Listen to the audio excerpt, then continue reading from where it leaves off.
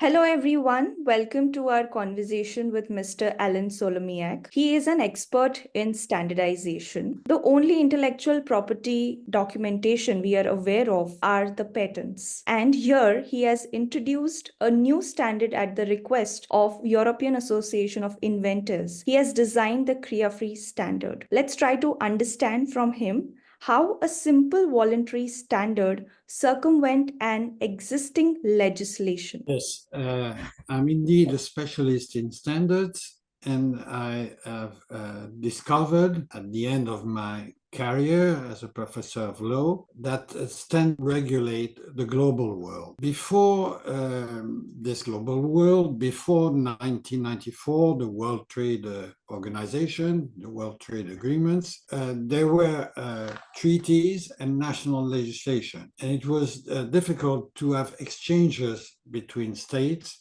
There were many barriers to trade because the states had their own national legislation and they were different from one another. And with the global world, with the new treaty, with what was done in Europe a little before, we have now at the highest level, we have international treaties and we have standards which implement the essential requirements of these treaties.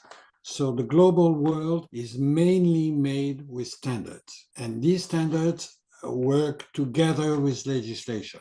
And usually the national legislation try to cope with the standard to be in this free exchange of goods and services. So this standard is not supposed to go against patent or to go against old intellectual property. It will go aside old intellectual property, and it will implement essential requirements of international treaties. In particular, and we will repeat this article sometimes in the future, Article 15 1C of the Covenant of International Economic Rights. You had mentioned about a market research that you had conducted over 1,500 people, and you mentioned that around 50% of people were willing to create their Creabook and register their inventions. So could you tell us that what is it about the Creabooks and how many have you registered so far that is making it so popular at the beginning of its introduction? Yes, we had the studies. It was made by an independent agency next to about 300 people. They were French people, or representing the whole population, not specialist engineer, workers, or whatever. Everybody in the population, starting from 18 and over. 18 years old and over. And I was very surprised by the results because the people were not informed about Creabooks, about intellectual property and so on. And there was a series of questions. I think there were 10 questions. And at the end, there was this question, would they use such a Creabook? And very strangely, it appeared that 50% of the population that was interviewed would use such a Creabook and would probably register one Creabook per year. This is gigantic. If we project these figures at the world population, it would mean something like 3 or 4 billion Creabook per year. This is extraordinary. And it just reflects one thing, is people know that we have change of society. We are no more in an industrial society, and we have registered something like 20 Creabooks. This is, of course, very little, but we hope that we are now launching the Creabook on the market using the CreaMaker, and we hope that in a few months from now, we will have a few hundred Creabooks, and then we will raise the necessary funds, and we will take the nice road to unicorn, and things will change faster and faster, like it did recently with artificial intelligence. In a few weeks, artificial intelligence covered the world. Yes, this is exactly what the team have created, which is called World Creator Society, wants to do. We don't want to make money. Like most creators, we don't want to make money. We need money to create, but our objective, we are not accountant, we want to create. We want to give a sense to our life. And I believe that in this new creational society, everybody has the right to give a sense to his life, to build something. And we would like to help everybody to join us in this creator society.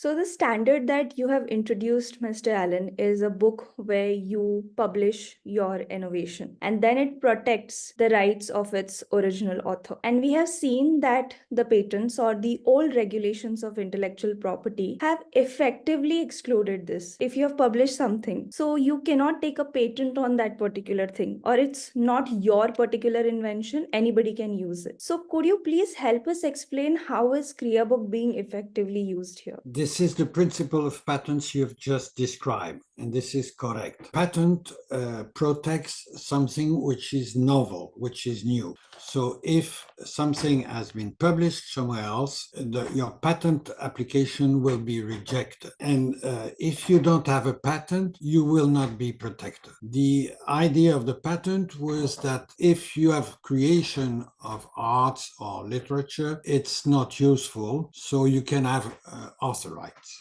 But if you are doing something useful for society, if it's really useful, you cannot protect it because it should be shared by everybody. So you cannot have the money to develop it, you cannot have return on investment, except if you have a patent on this novel invention. Creabook is totally different, admits that any publication is subject to author rights. And if you have published some invention, some creation somewhere, it does not prevent you from being the author. And it does not prevent you from investing, having return on investment, and being able to put on the market this invention. This is the big difference between patents and Creabooks. We will discuss that moreover a bit later. Just wanted to point out that writing a book about your innovation, if you're a startup, about your creation, if you're an artist, is something usual. It has been done for long ago. When we know that some people are inventors, it's because they wrote books. We know all the invention of Leonardo da Vinci because we have his Codex Atlanticus, where all the sketches are and drawings have been made. We know it's Leonardo. We know that Huygens invented the watch, the clock we used before we had the quartz clock, because he wrote a paper to the Academy describing his invention. We know that Newton is the inventor of universal gravity, so there were controversies, there were other inventors at that time, but he wrote a big book on this matter, and he claims to be the creator, and he has been recognized as such. So it's from the beginning of civilization, from the beginning of writing, books are the way to record creation, novelty, and so on, and that's the way civilization progress. There is nothing wrong about writing a Creabook. It's just going on with the tradition. And the idea that this would be forbidden has no sense. And the idea that you would be expropriated, you've done something, you've done a work, and you write a book, and now it's no more yours. How come? It does not make sense. Yes, and the gap that you're trying to fill here in the regulations and standardization of intellectual property is a very intricate gap. So here I also want you to speak about your own experience with your first startup, where you had to go for such a long legislative intervention, and still you had to face a very big loss just because you could not find a system that would protect your invention. So could you please take us through that journey? Yes, we were a small startup, and for small startups, we wish to cooperate with big organizations, big companies, because they have labs, because they have all the tools, because they have the distribution system, and so on. So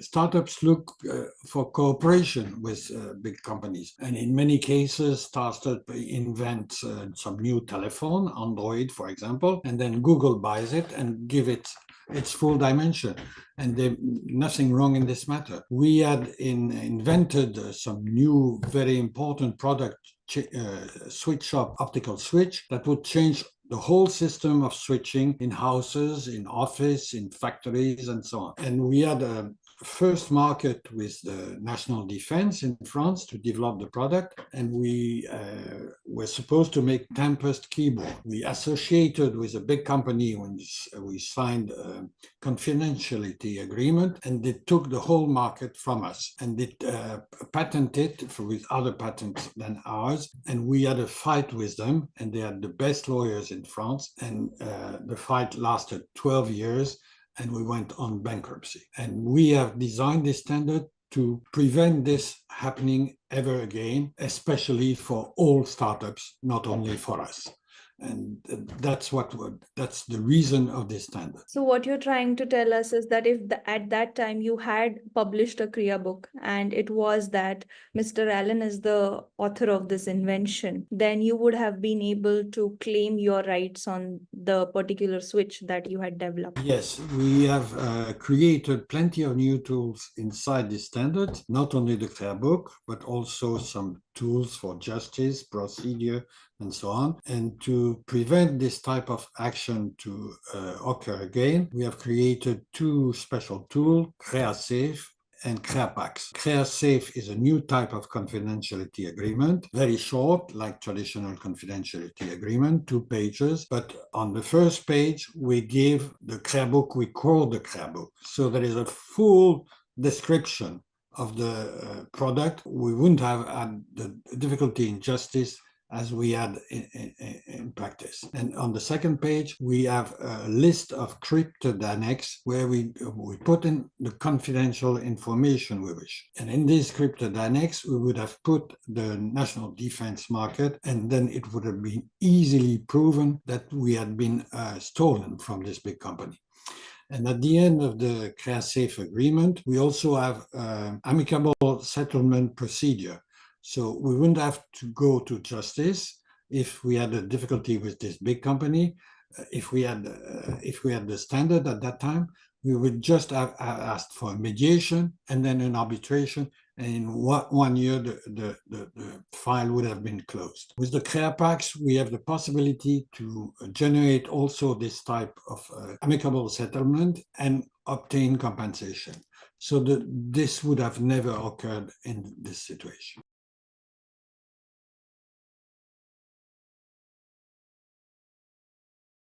So you told us, Mr. Allen, that CreaFREE standard would come alongside the patent. Can the Creabook really compete with the official patent in establishing the proof and the property of the inventive fact? Because patents have been long-standing, and our Creabook is something that we are introducing as a new concept alongside it. So how do you think it can be more qualitative? So what is important is to know the fact. Who was first, who made the work, who discovered, who created the innovation. Justice, privilege, fact in any case. So the Creabook is written to prove who the author of the creation of the innovation is. This is the object of the Creabook. The patent does not do this at all. It's very strange. The patent does not prove that the guy who applied for the patent is the author of the patent. It's nowhere written in the patent, and the guy brings no proof at all. The patent is given to the first guy who opens the door, who put the paper in the patent office. It's the first applicant who received the patent. It makes no sense, so on, that's not what counts for the judge, for justice. What will always count is the fact. There was a rule in former law that said that the father of children was the husband of the wife. So it was a nice law and it would be applied for a long time.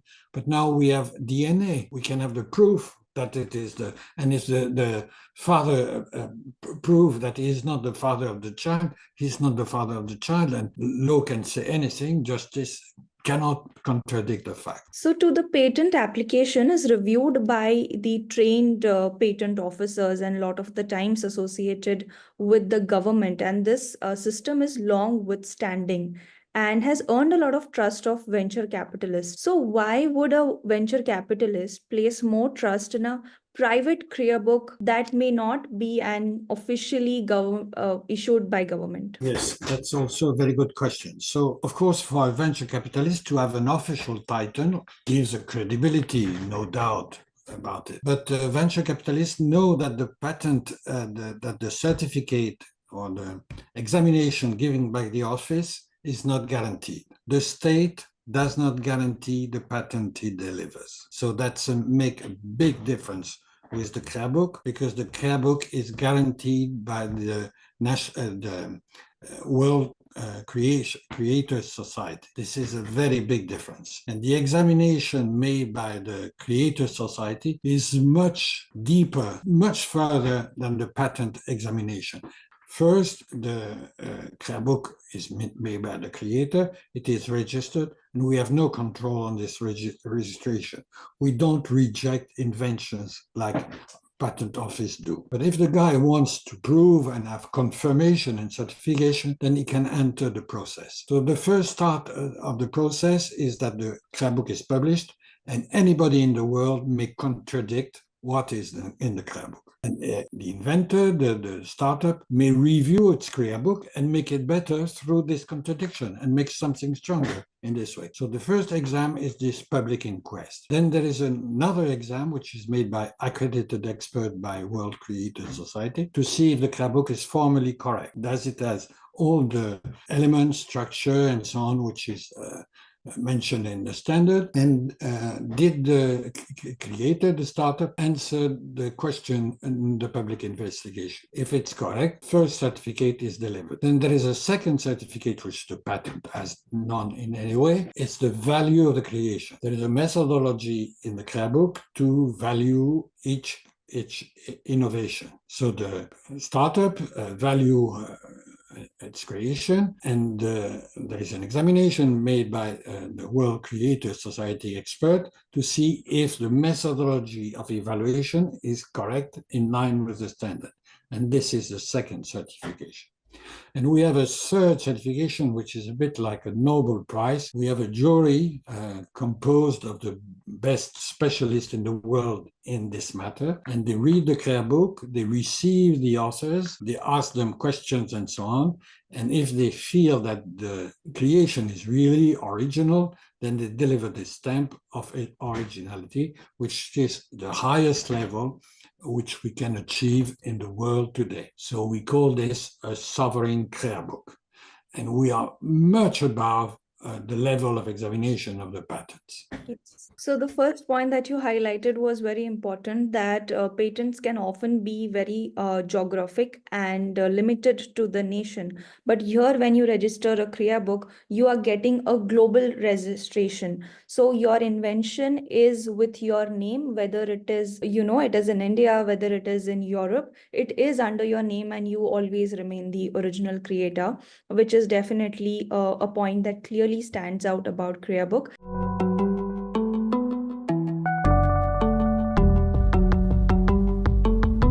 The standard seems to place significant emphasis on the moral rights of the creator to name its innovation. And you mentioned that you defended your own doctoral thesis when you were publishing your studies. So is there a connection between the studies and the importance that you place on creators to have the right to name their creation? Yes, indeed, there is a connection.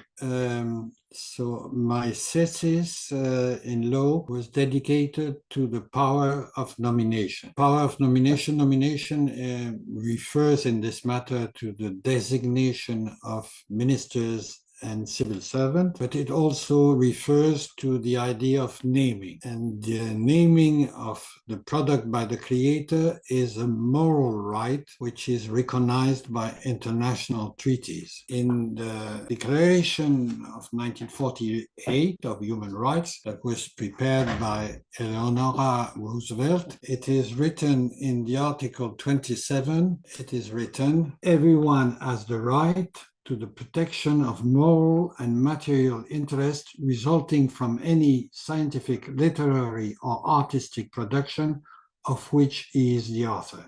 So this declaration, which is followed by various other treaties, implementation treaties, the creator has a moral right. And this moral right, one major element is to name the product, the innovation, the service he has created. And this name he has given cannot be changed anymore afterwards. French philosopher used to say, nomination is a metaphysical act of absolute value. So if in the scientific world, if somebody cheats and says the inventor of something, we gave him his name to the invention. If we discover he has cheated, we immediately erase his name and replace it by the right name. And this occurs many times. People change the name of the product to say, oh, it's not him, the inventor, to say it's us, to say we don't depend on him. So the creator must absolutely play his role, play his moral right, and nominate his product. And this is very easy to do in a Creabook. Use the name of the product, name of any innovation as the title of the Creabook. So I must say you have a very deep and a very vast study on the subject where you are able to point on such intricate details. And this brings me to the follow-up question that if the right to name is inalienable and it can be used to claim the lost innovation, won't this be a very disruptive thing for the market and create a lot of significance? It will, and it would. But so in many cases, innovation have been stolen in our world quite a lot. I will not give too many names, but this is very usual. There is an affair concerning AIDS between Professor Montagnier and Professor Gallo, and there was stealing made through renaming. There are other matters concerning car navigators. We call this GPS navigators, but they are not really GPS navigators. They were invented by a guy who named them Clever Navigator. I forgot the exact name, something like that. So they were renamed. This happened many times. And with this standard, it will be possible for the creators or for consumer to ask that the right name would be used. And this will change a lot of things. It will in some way probably generate some disturbances, disorders, yes, but as we will see in the next part, in the next development we will discuss, the creator has in his moral right also a right to require an ethical exploitation of the creation. And with the naming, he will also associate a better exploitation of the creation for the quality of life of the people. So this order to this price is compensated by a much better order.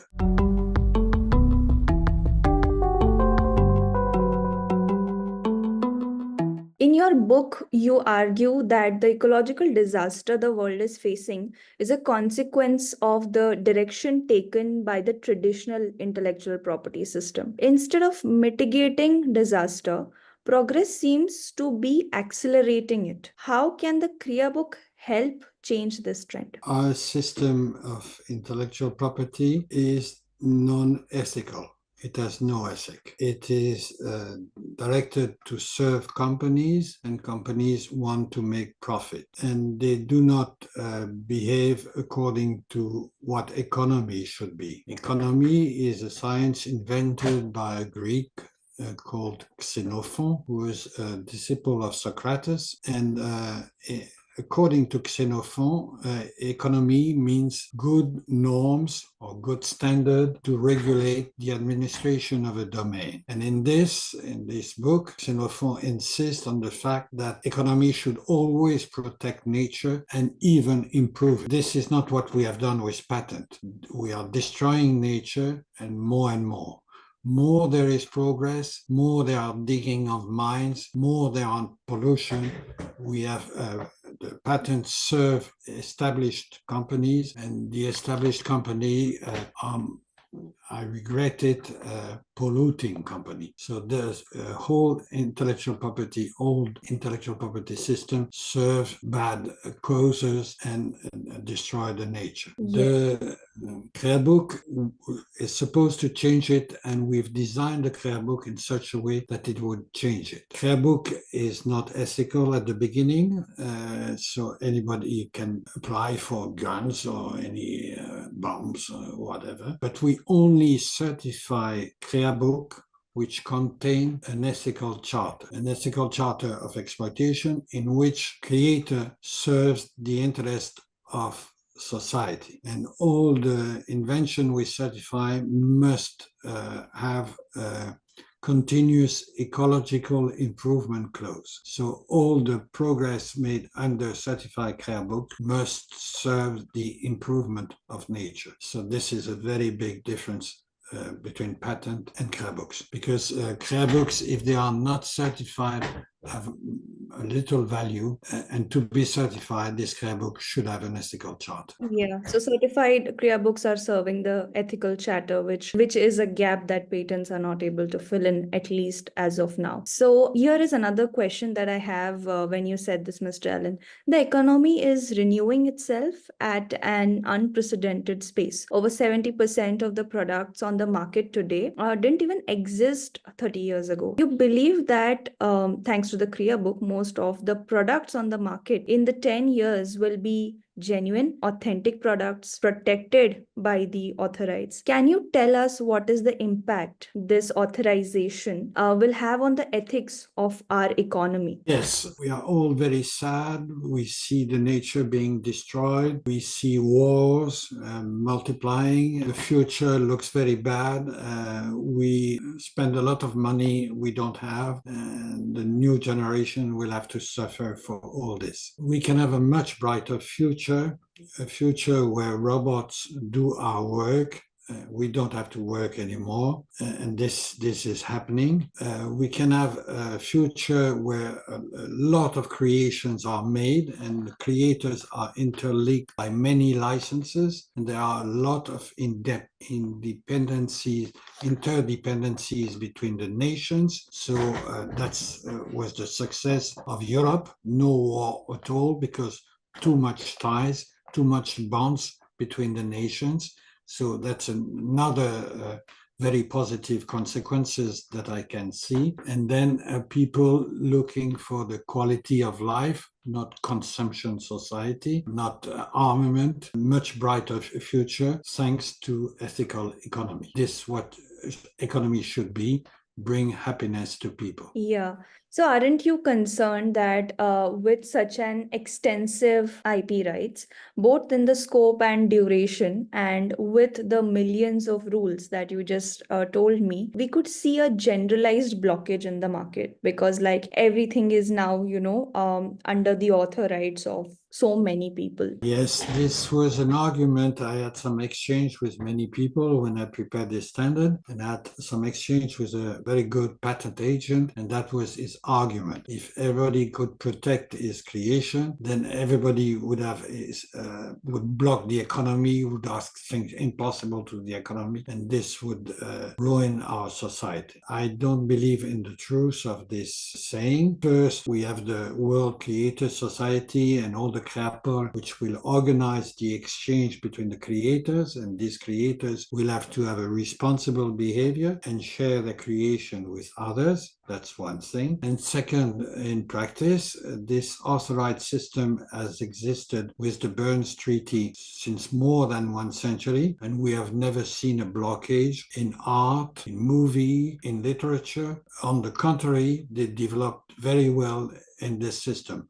So why not the rest of the economy? And finally, the last argument is, if you have on one side wars and of the balance, one side wars, destruction of the planet, and on the other side, economy of ecology and an economy of peace, everybody should prefer peace and ecology to war and destruction. This is an important thought leadership that you have, Mr. Allen, which a lot of us may miss when we are looking at the new IP system that you just introduced. As you said, on the one hand, it is being available to handful of people because patents being so costly, and then there are so many reasons that you shared with us throughout the conversation that we are having. And on the other side, we are opening that avenue to the globe, to as many creators as we can. And now, because they have rights also come with the responsibility to deliver something that's good for the economy. So I clearly understand the balance that you are trying to create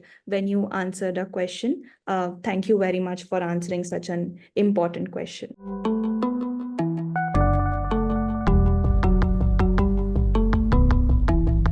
Investing in startups in its early stage is incredibly risky for venture capitalists. We have discussed how the new IP framework could help mitigate some of the risks, but the possibility of losing everything is still over there. Your book on startup success claims the ROI multiplies when you start seeing with this perspective. So, in our current ecological context, every tool to encourage investment in startups should be explored. Can you explain what do you mean by the return on investment multiplies over here? Yes, this is a great question, which gives a sense to all what we have said now. If the startups manage to raise the necessary money to double the research of investment, which is now around 2.2 world level, if we put it at 4 or 5, then we will have a massive investment in changing the world and will be able to change the world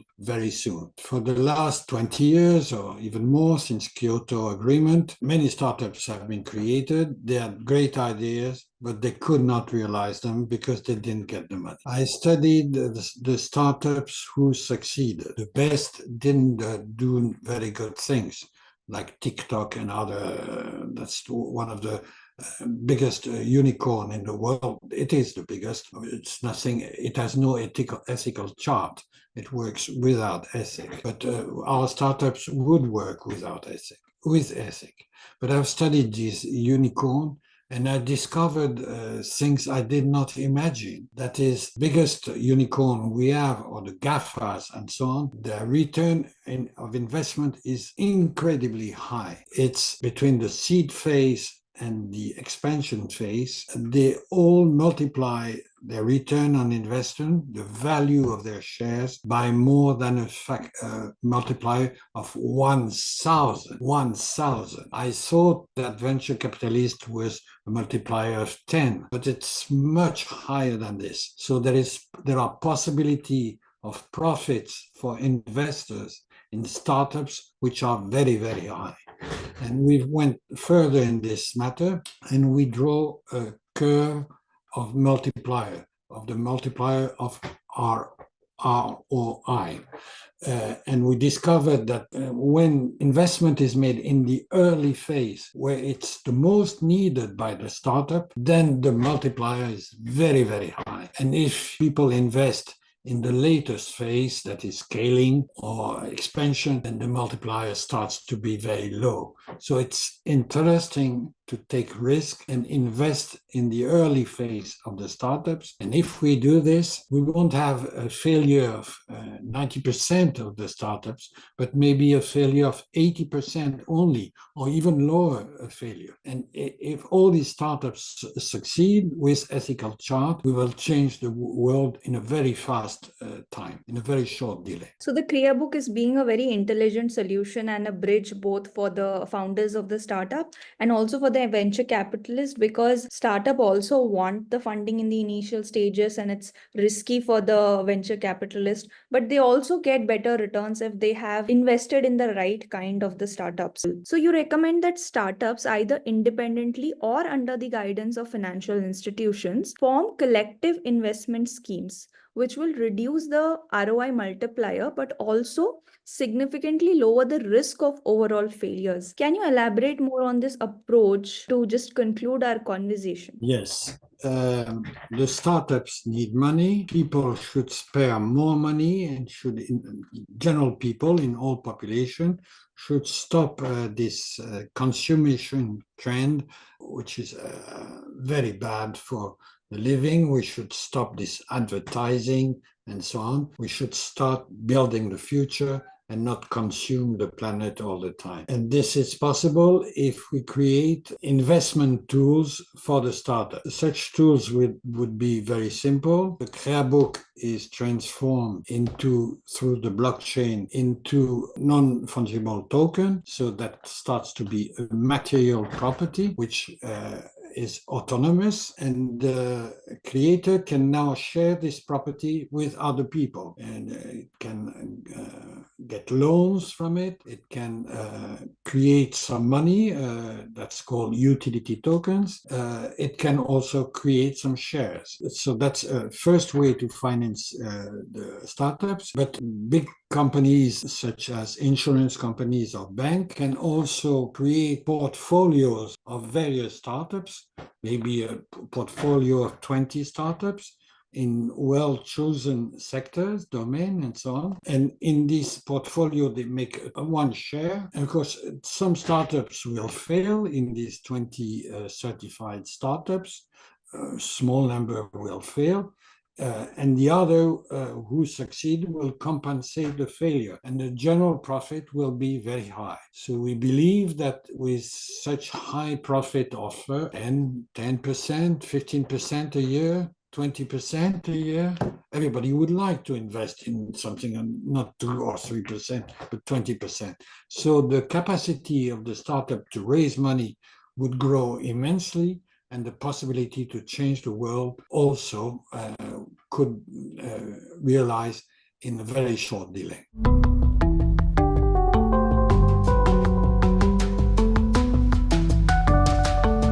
Yes, so the Creabook is definitely a win-win solution that you have brought to fill in the gap that is existing in the old IP system. And I would like to just give a short summary of whatever I have understood and how intellectual property through Creabook is going to be a significant disruption in the coming days. The Creabook provides a robust tool for securing the intellectual property of startups.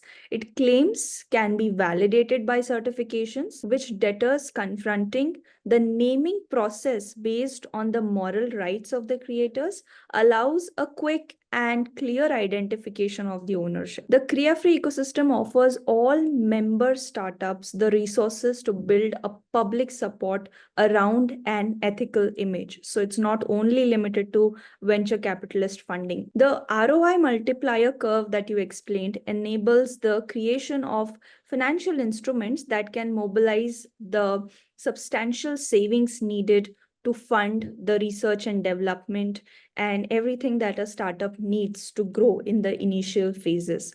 So thank you so much for your time. Thank you very much. It was really a very good exchange. Thank you very much. Thank you for this very good interview.